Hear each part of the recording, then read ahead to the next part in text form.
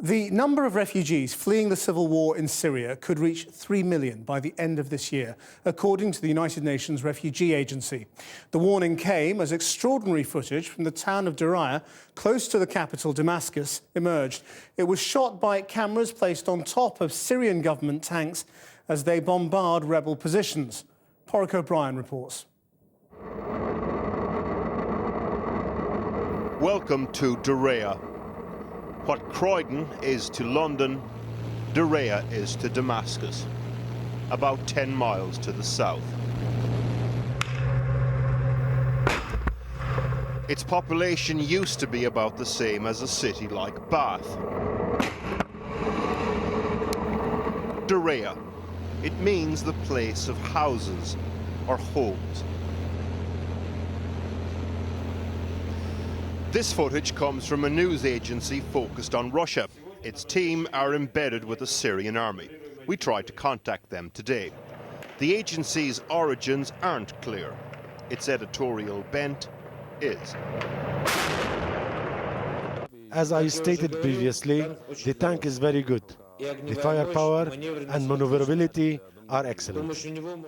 At one point, the reporter interviews the commander about his Russian tank. It starts off as a sort of tank Top Gear, but becomes something else. Syria will remain a country for all of its citizens, no matter how much foreign mercenaries will attempt to disrupt them.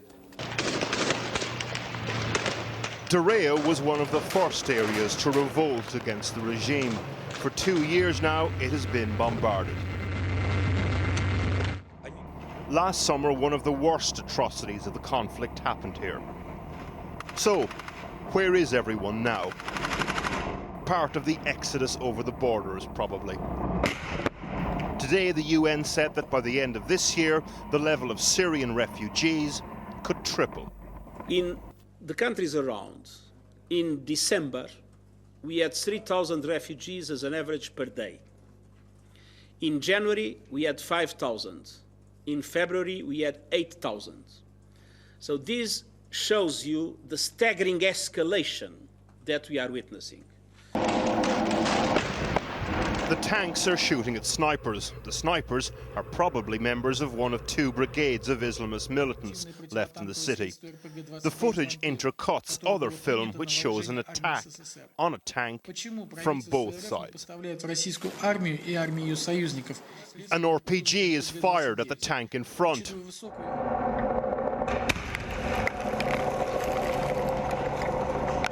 The turret is blown off. The second tank returns fire.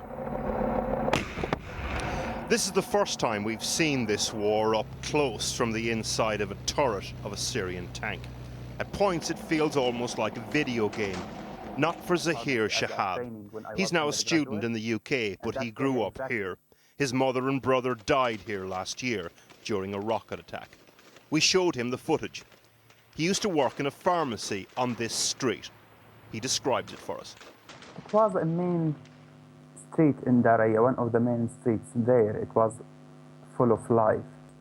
Different kind of shops, food, pharmacies, some services. But what was really recognized there, in that area, there's a nursery, and how parents used to bring their kids in the morning. Daraa is a desolate urban battleground now.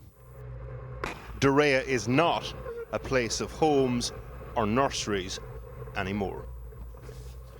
And the Foreign Secretary, William Hague, has confirmed tonight that a British man who has not yet been named is likely to have been killed, along with 6 other foreign construction workers held by Islamist militants in Nigeria.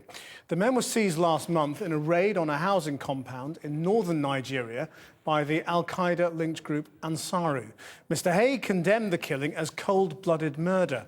The group claimed they had been killed because of a rescue attempt by British and Nigerian forces. But the Italian Foreign Ministry said today there was never any military attempt to rescue the hostages by any government.